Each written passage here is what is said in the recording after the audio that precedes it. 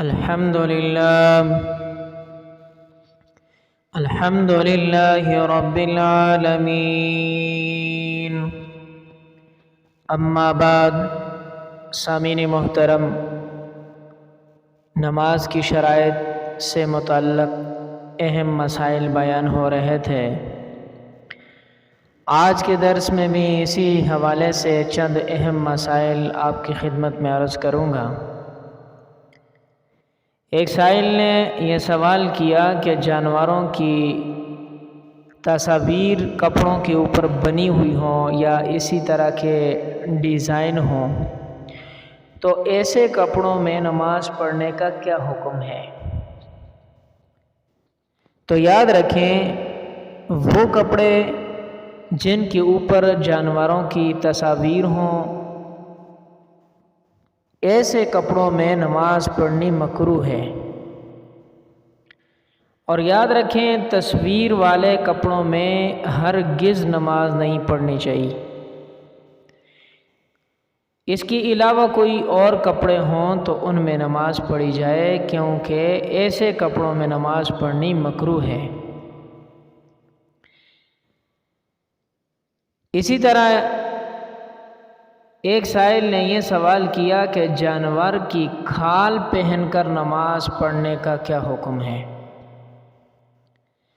تو یاد رکھیں، جانور کی کھال پہن کر نماز پڑھنے کا حکم یہ ہے کہ کھال اگر مذبوحہ جانور کی ہے، یعنی جو ایسا جانور ہے جو حلال کیا ہوا جانور، اس کی کھال ہے، اور وہ کھال بھی اس صورت میں جب کہ اس کی دباغت کر لی گئی ہو، یعنی اسے پاک کر لیا گیا ہو، تو اس میں نماز جائز ہے۔ اس کے علاوہ نماز پھر جائز نہیں ہے۔ اسی طرح ایک صاحب نے ایک اور بڑا اہم سوال کیا کہ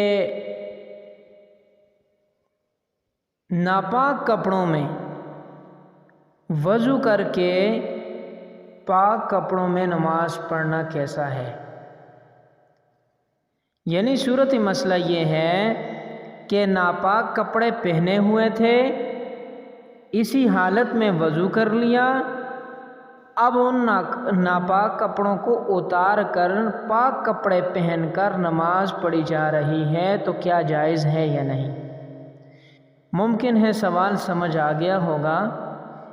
یاد رکھیں، جو پہلے ناپاک کپڑے بدن کے اوپر پہنے ہوئے تھے، اگر تو ان کپڑوں کے ساتھ کوئی نجاست نہیں تھی، یعنی ایسی نجاست جو بدن کو لگ جانے والی ہو، اگر تو ان ناپاک کپڑوں سے کوئی بھی نجاست بدن کو نہیں لگی اور ان کپڑوں کے اندر وضو بھی کیا ہے اور اس کے بعد وہ ناپاک کپڑے اتار کر پاک کپڑے پہن کر پھر نماز پڑھی ہے، تو یاد رکھو جائز ہے۔ لیکن اگر صورت مسئلہ یوں ہو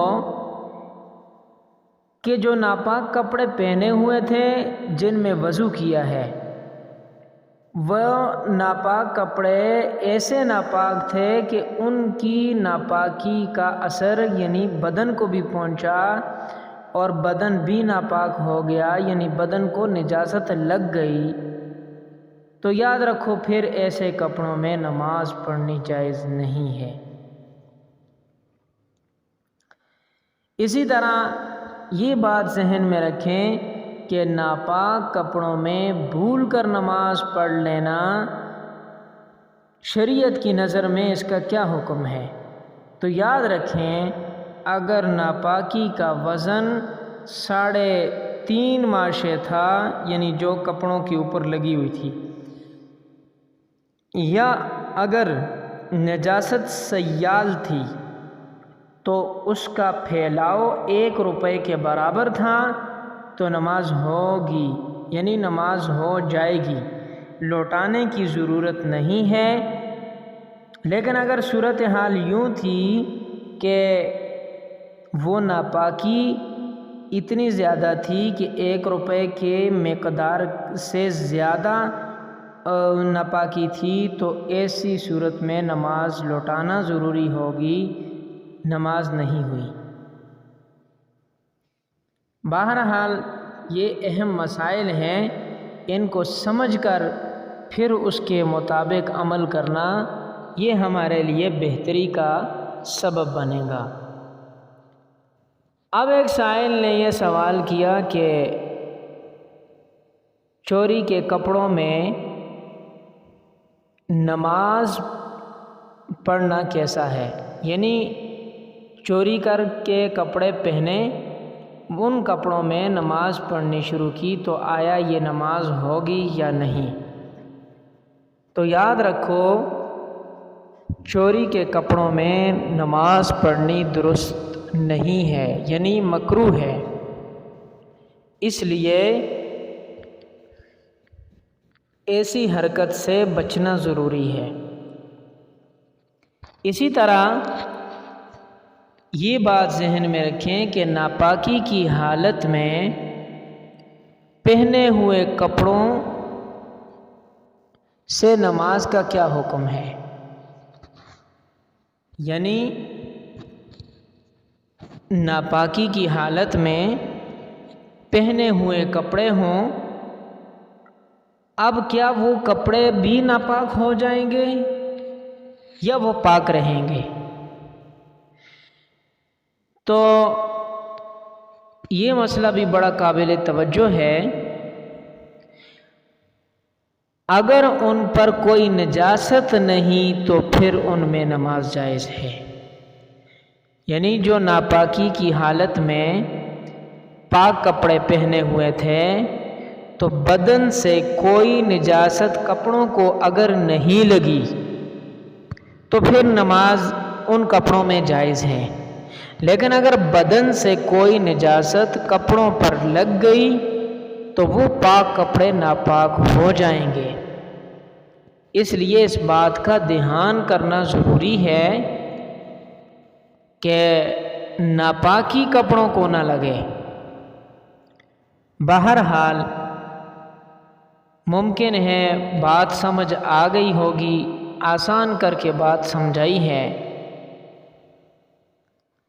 اسی طرح یہ بات ذہن میں رکھیں کہ پیشاب پخانہ کے تقاضے کی صورت میں نماز کا کیا حکم ہے۔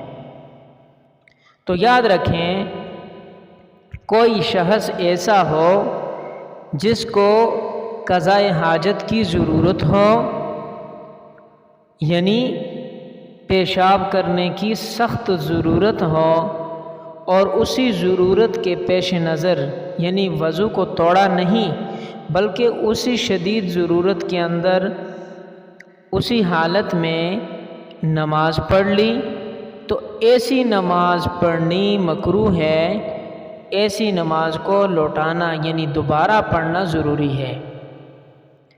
اس مسئلے کو دوبارہ سمجھ لیں۔ کوئی شخص ایسا ہے جسے پیشاب یا پخانے کا تقاضا تھا، لیکن وضو جو پہلے کا کیا ہوا تھا اسی وضو کے ساتھ اور اس شدید تقاضے کے ساتھ ہی اگر نماز پڑھ رہا ہے تو ایسی نماز نہیں ہوگی، ایسی نماز مکروہ تحریمی ہے، نماز دوبارہ پڑھنی ضروری ہے۔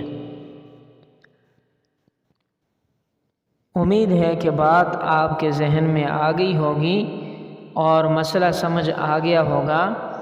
اسی طرح یہ مسئلہ بھی بڑا قابل توجہ ہے کہ جو ناخن ہیں اگر یہ بڑے ہوئے ہوں اور ان میں میل یا ایسی چیز آ جائے جس کی وجہ سے ناخنوں کے نیچے پانی نہ پہنچ سکے، تو یاد رکھو نہ وضو ہوگا اور نہ نماز ہوگی۔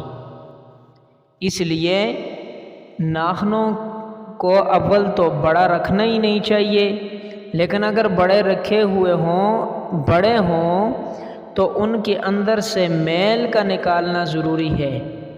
اگر میل نہ نکلی ہوئی ہو اور پانی نہ پہنچا جا سکے ناخنوں کے نیچے، تو یاد رکھو اسی صورت میں نہ وضو ہوگا اور نہ نماز ہوگی۔